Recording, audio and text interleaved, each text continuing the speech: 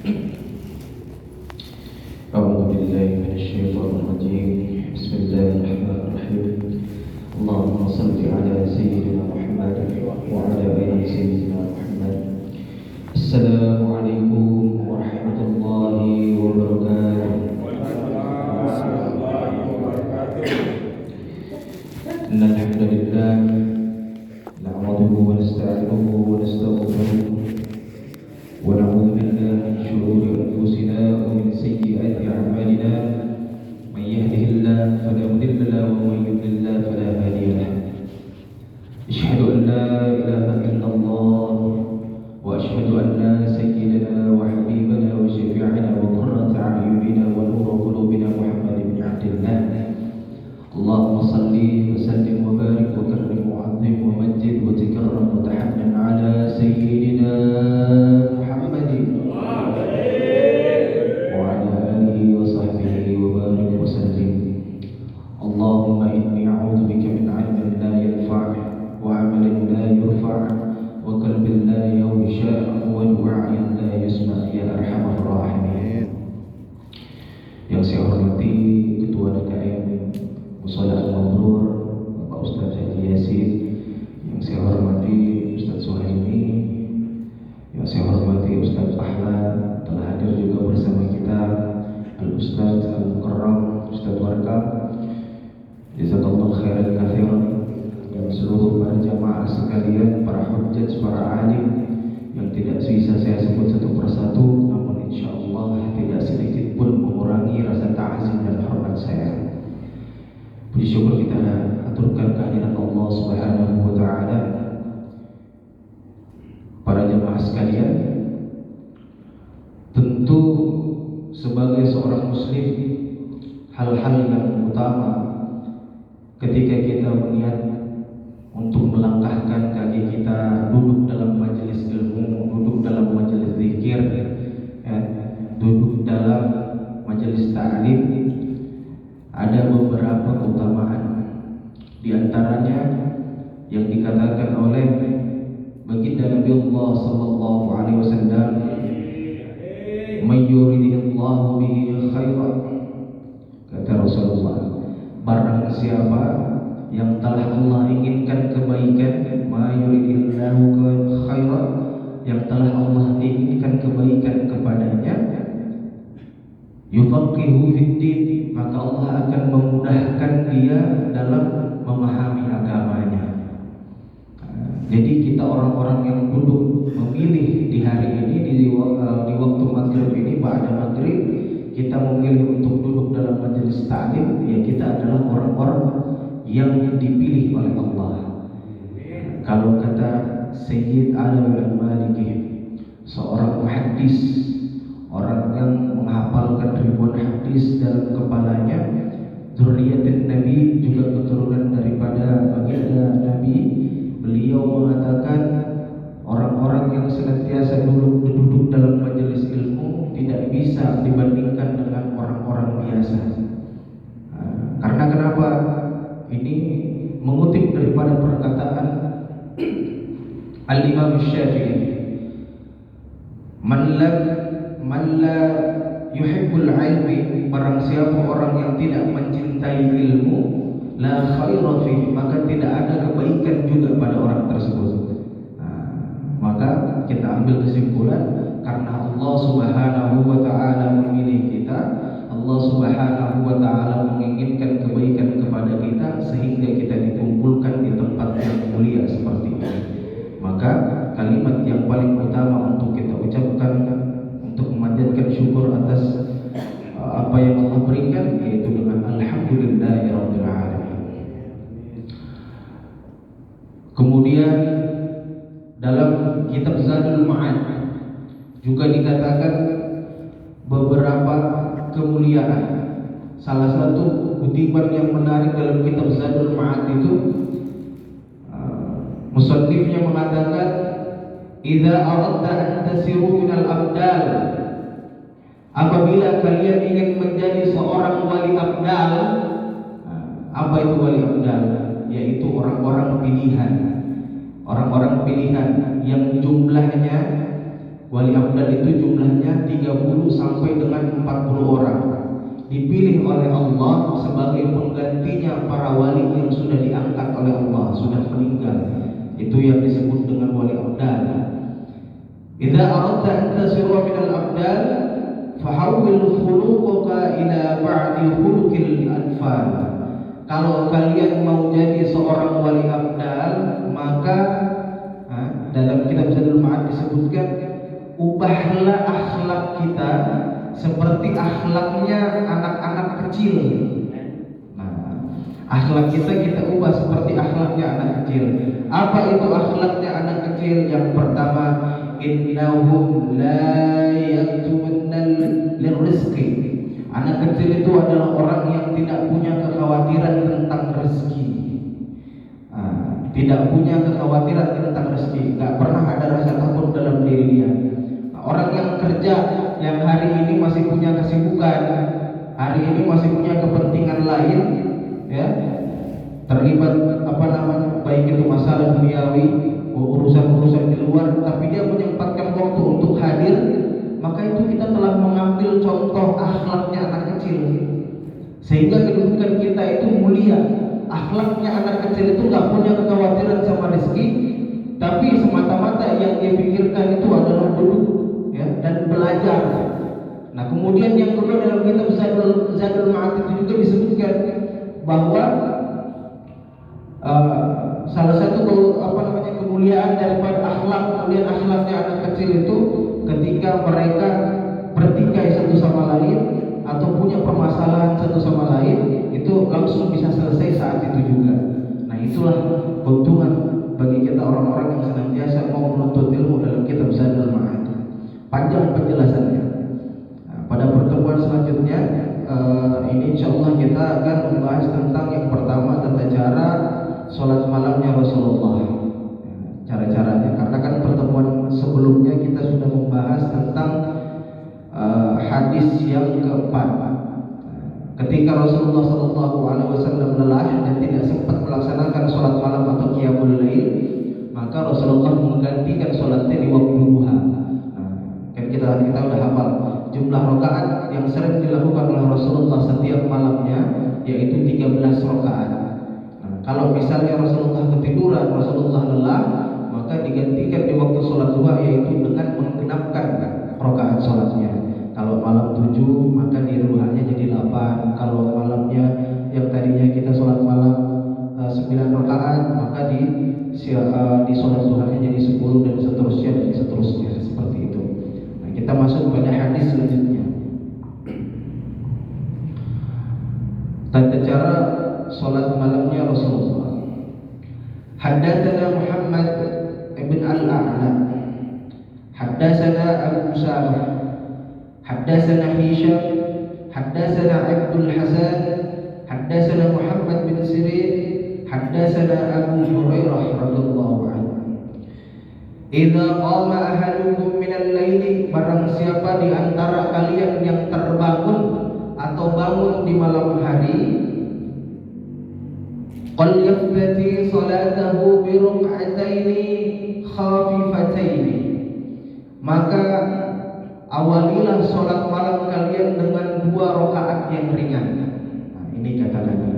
Kalau misalnya kita tidur, kemudian bangun malam kebelet kencing atau hajat dan sebagainya, ada hajat lain, kita bangun, usahakan, kata Nabi, sempatkan, ambil aja 2 rakaat ringan. Kita nggak mampu, contoh Nabi tadi sholat malam 13 rakaat, nggak usah, ambil 2 rakaat ringannya saja. Kalau mampu lebih bagus, kita ikuti yang 13 rakaat. Kita kebangun, ambil 2 rakaat ringan saja. Bacaan suratnya apa? Terserah. Yang paling pendek, yang paling mudah, hatta Al-Fatihah aja boleh. Al-Fatihah aja boleh, nggak ada masalah. Jadi ringan, ibadah yang ringan. Ini dalam kitab Zadul Ma'ad juga dijelaskan. Di sini Rasulullah memberikan tuntunan, memberikan tuntunan. Kalau kita kebangun malam, kita jangan langsung sholat yang berat, jangan bacaan yang langsung panjang. Jadi supaya apa? Badan kita nggak kaget, biar kita terbiasa. Karena kalau malam ini kita niatin, kita bangun ambil sholat, ya, kita niat sholat 2 rakaat, kita langsung sholat yang panjang, boro-boro besok sholat lagi bang. Pegel, yang ada jadi males. Tapi kalau kita mulai dengan yang ringan dulu, kita ikutin tuntunannya Nabi, maka besok kita ada rasa kepancing lagi. Nanti saya bacakan di akhir keutamaan orang yang terbangun malam kemudian dia mau melaksanakan sholat malam walaupun cuma 2 rakaat. Kemudian hadis selanjutnya, haddatsana Qutaibah bin Sa'id, haddatsana Malik bin Anas, haddatsana Ishaq bin Musa, haddatsana Abdullah bin Abu Bakar, haddatsana Abdullah bin Qais bin Mahramah, haddatsana Za'id bin Khalid al-Juhani, la arqanna salatan Nabi sallallahu alaihi wasallam. Nah, ini diceritakan oleh Zaid bin Khalid al-Juhani. Beliau mengatakan, sungguh aku ingin melihat bagaimana salat malamnya Rasulullah. Fatawassatu adabatahu aw basatahu. Karena aku setelah itu aku mengambil bantal. Fatawassatu adabatahu aw basatahu, dan aku masuk ke dalam kemahnya baginda Rasulullah atau campingnya baginda Rasulullah dan meletakkan bantal itu. Tujuannya untuk tidur sama Rasulullah dalam satu kemah sama Rasulullah, satu kamar. Fasalla raka'ataini, dan aku melihat Rasulullah melaksanakan salat 2 rakaat khafifataini, 2 rakaat yang dilakukan dengan ringan. Jadi Rasulullah bangun setiap malamnya. Ada yang mengatakan kalau Rasulullah bangun itu langsung melakukan sholat, tapi Rasulullah enggak wudu.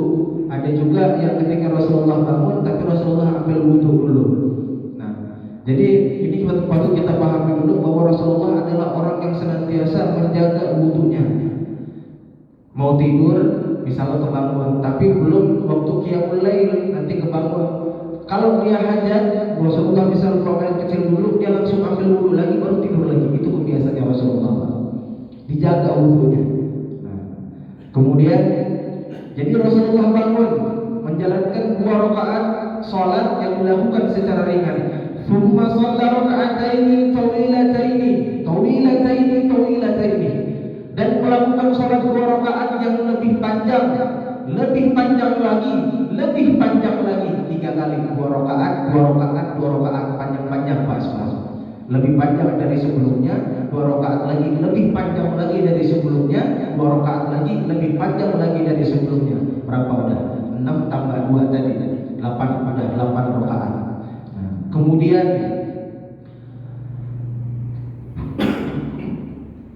summa shalla raka'ataini wa huwa dunal lataini qablahuma, dan setelah itu Rasulullah melakukan salat yang panjangnya kurang dari sebelumnya. 2 rakaat yang panjangnya kurang dari sebelumnya. Summa shalla raka'ataini wa huwa dunal lataini qablahuma, dan melakukan 2 rakaat lagi yang panjangnya kurang dari sebelumnya. Summa shalla raka'ataini wa huwa dunal lataini qablahuma, dan melakukan 2 rakaat lagi yang panjangnya kurang dari sebelumnya. Tambah lagi 6 rakaat.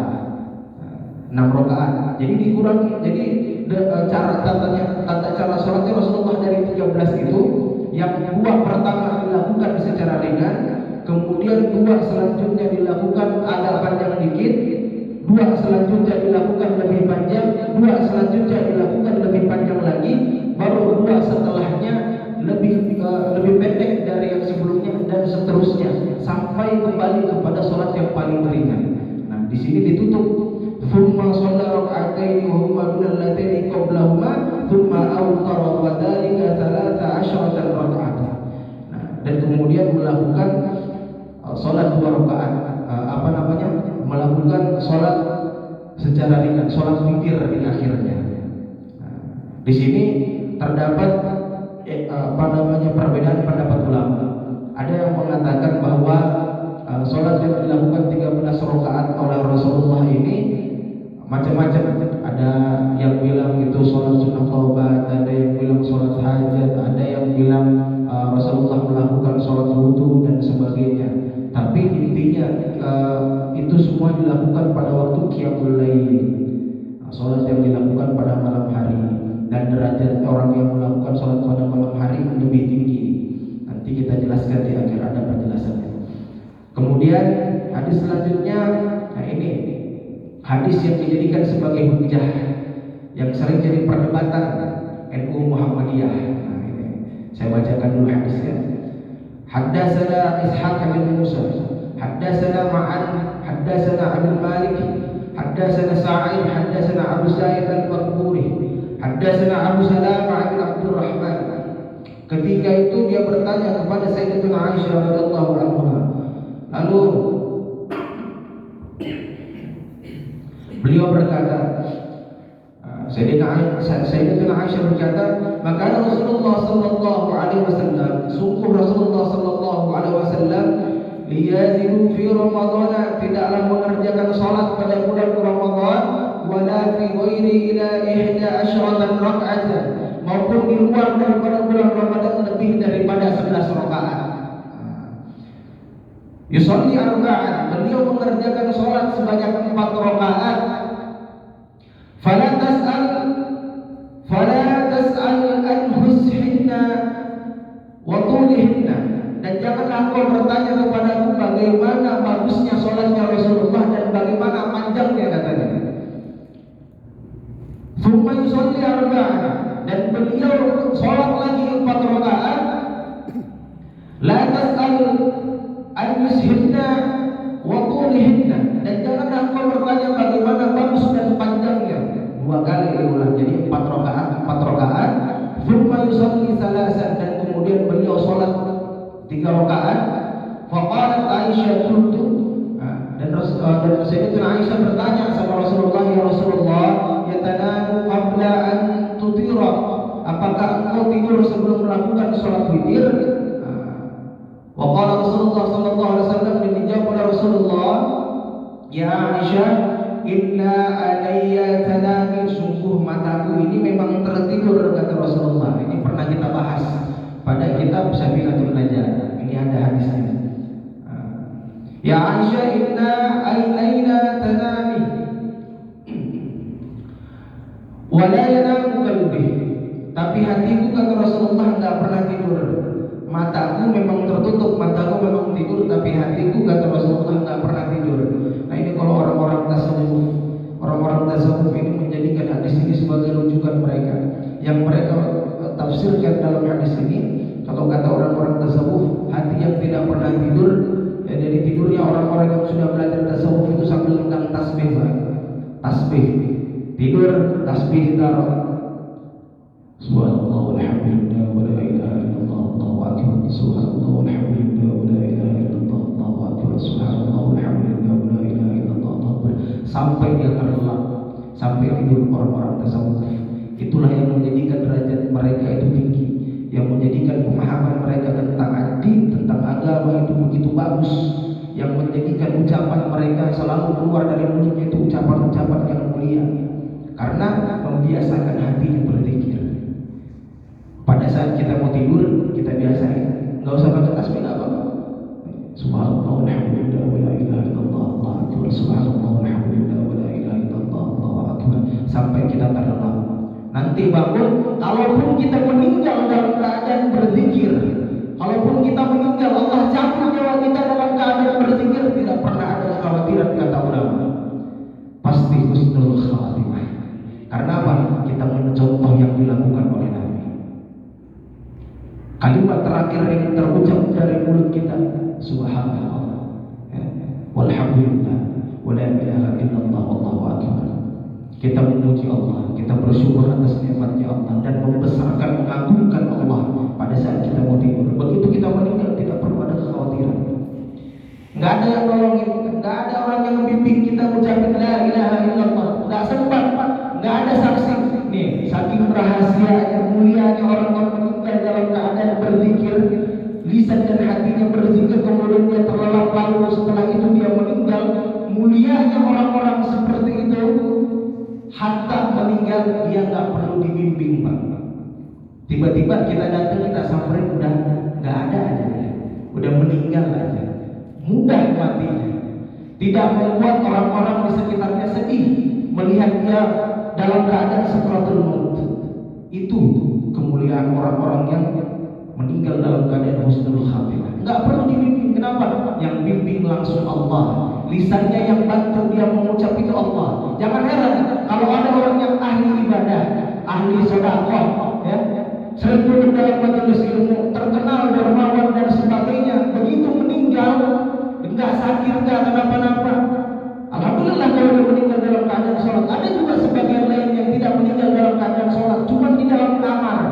Ada yang meninggal dalam kamar mandi, tahu-tahu tiba-tiba dia sudah meninggal, enggak kelihatan sakit sedikit pun dalam dirinya. Kita enggak melihat penderitaan sakaratul maut yang dia rasakan. Allah tutupi itu. Itulah orang-orang yang meninggal dalam keadaan yang begitu baik. Begitu baik. Tidak lama dari sini sebelum ini mungkin sekitar hampir 2 minggu yang lalu, anak daripada salah seorang jamaah yang sering ikut juga duduk dalam majelis kita, Pak Haji Kardi, meninggal dunia. Anaknya adalah seorang penghafal Quran, hafizah, perempuan, ikut pendidikan pesantren di At-Taibah, hafal Quran 30 juz.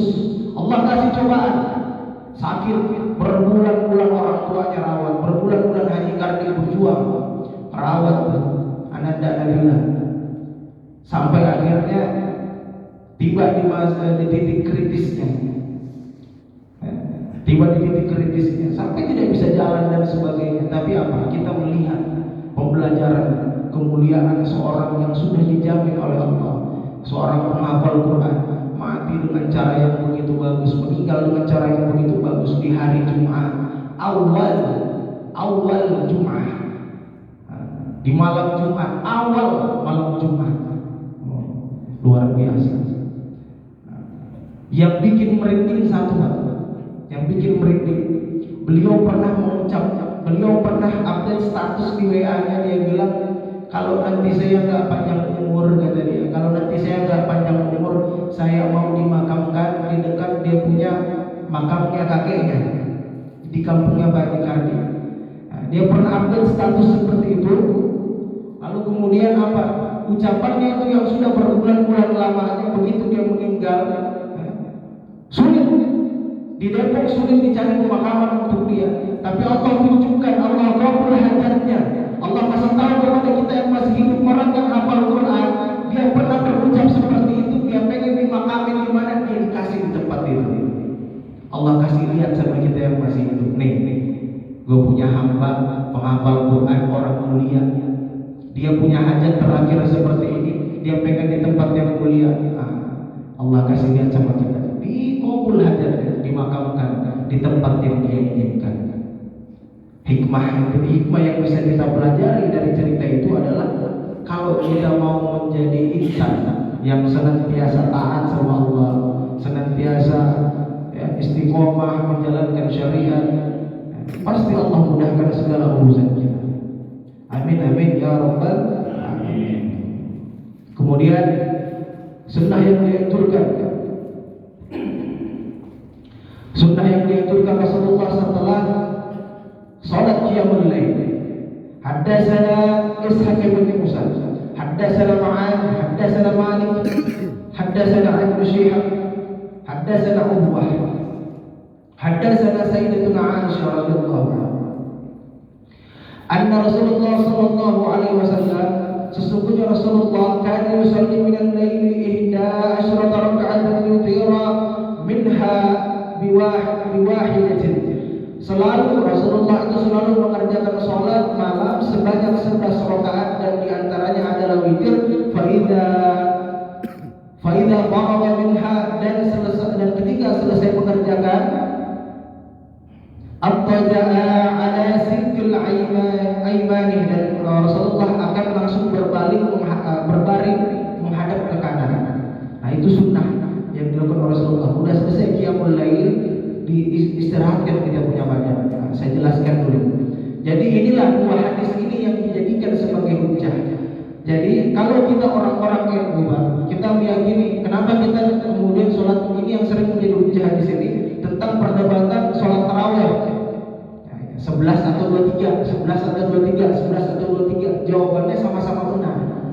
Nah, Jadi orang yang melakukan 11 rakaat sholat tarawih, hujjah atau rujukan hadisnya itu adalah hadisnya Sayyidatuna Aisyah ini.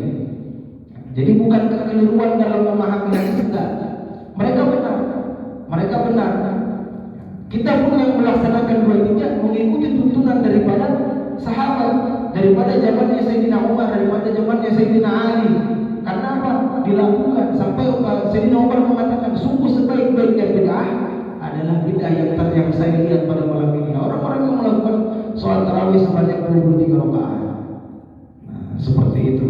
Jadi bukan tidak lagi menjadi perdebatan, tidak harus kita debatkan.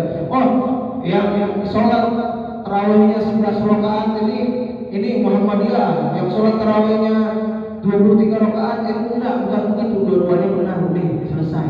11 rakaat bacaan yang panjang-panjang, kalau sanggup ikuti 23 rakaat bacaannya yang ringan. Sama-sama benar apa enggak? Sama-sama benar. Jadi tidak ada yang salah di antara keduanya, tidak lagi menjadi perdebatan. Jadi kalau cuman kadang-kadang yang jadi masalah juga kita di 23 permasalahannya kadang-kadang di cepat bacaan imamnya atau enggak. Nah, kita kadang-kadang udah bacanya surah pendek, udah gitu buru-buru apa yang kita kejar, tapi jumlahnya 23. Nah, jadi kita bijak nih, kita jamaahnya banyak yang tua, diminta untuk dipercepat bacaannya, kita ikuti. Banyak yang tua, jangan sampai pegel, jangan sampai nanti habis sholat tarawih pada tobat. Habis sholat tarawih di Al-Ma'mur 23 rakaat, imamnya bacaannya lama, siapa? Habib Thorik lama banget bacaannya. Habib Thorik bacaannya lama banget misalnya. Ada jamaah yang tobat, saya zalim Pak sebagai imam. Enggak boleh, jadi saya harus mengikuti.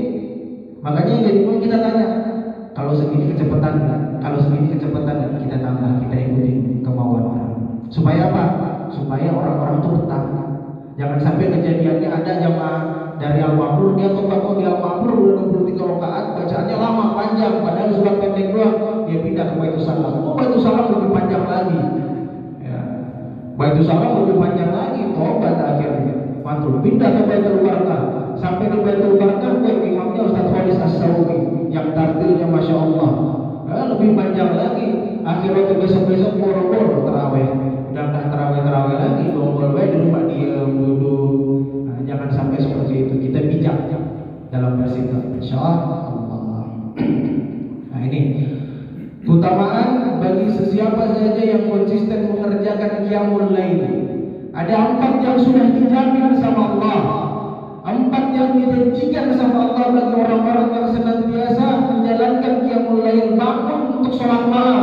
Yang pertama, asa ayyaba'afaka rabbuka maqaman mahmuda, agar Allah angkat derajatnya ke derajat yang paling tinggi, kata Allah. Yang paling tinggi, dan derajat itu adalah derajat yang mulia, tidak siapapun bisa menjatuhkannya. Kemudian yang kedua, nah ini mahal. Wa qur rabbi adkhilni mudkhala sidqin, dan Allah akan bimbing dia dalam melakukan segala jenis pekerjaannya, segala jenis urusannya. Allah yang bimbing kita kerja. Poin pertama, Allah angkat derajat kita, Allah angkat jabatan kita. Kerja, pengen berkarir nih, kita sering sholat malam, pengen berkarir, naik kita punya jabatan Pak, dibantu sama Allah langsung. Yang kedua, Allah bimbing kita dalam melakukan pekerjaan yang biasanya kita kerja jadi malas-malesan, dibuat jadi rajin. Yang biasanya orang-orang banyak nyinyir sama kita, pekerjaan kita jadi benar, orang-orang senang melihat pekerjaan kita. Itu Pak, dibimbing langsung sama Allah. Kemudian yang ketiga, wa akhrijni mukhraja sidqin, dan diberikan solusi terbaik bila menghadapi masalah. Allah kasih solusi terbaik dalam mengambil keputusan. Kita seorang manajer, kita seorang atasan, ada keputusan timpang nih, mau pilih yang ini itu, Allah mudahkan. Apa yang kita pilih itulah solusi yang dibantu sama Allah, dan itu adalah solusi terbaik. Yang keempat, nah ini yang paling kita perlukan. Waj'alni min ladunka sultanan nasira, dan kalau misalnya di dalam pekerjaan ada orang yang nyinyir sama kita, pengen ngejatuhin kita, pengen merusak karir kita, nyinggung kita, pengen ngehancurin kita, maka kata Allah, aku yang akan langsung menolong hamba-Ku, kata Allah. Itu janjinya Allah. Ini kemuliaan bagi orang-orang yang mau konsisten. Kita bangun malam, enggak itu tadi, jangan dipaksakan. Hadis-hadis sebelumnya disebutkan, lakukan semampumu. Walau cuma 2 rakaat, derajat kita pasti dijamin sama Allah, diangkat sama Allah. Seperti itu, bisa dibantu. Nah, itu saja hadis. Selesai bab tentang sholat malamnya baginda Nabi Allah Muhammad SAW. Jadi kesimpulannya, jangan nanti setelah ini kita juga menjadi terlalu berapi-api tadi, terlalu berapi-api sehingga kita berpikir, oh iya habis ini mau sholat malam, udah gitu bangun sholat malam langsung mandi, kalau enggak ngambil wudhu yang biasanya kagak ini, jadi wudhunya benar-benar wudhu kayak orang segar. Jadi beda pak wudhunya orang yang sakit sama orang yang nggak sakit itu beda. Nah, kalau misalnya nggak sanggup ya udah sesederhana aja, sesederhana, jangan diperribet. Bangun malam tiba-tiba dia mandi, niatin banget buat bangun sholat malam. Begitu dia bangun langsung baca Allahu Akbar, baca surah Al-Baqarah, habis itu besoknya menggigil meriang. Nah, jangan, kesimpulannya jangan sampai seperti itu. Kalau kata Ustaz tadi Hidayat, jangan sampai kita terlampau soleh, jangan sampai kita terlampau kelihatan mau jadi orang yang terlalu ini ya. Terus kemudian kita luruskan, kita punya niat kalau kita mau sholat malam, karena itu pertemuan kita, pertemuan VVIP Pak. Pertemuan VVIP antara hamba dan Khaliknya, antara seorang hamba dan yang menciptakannya.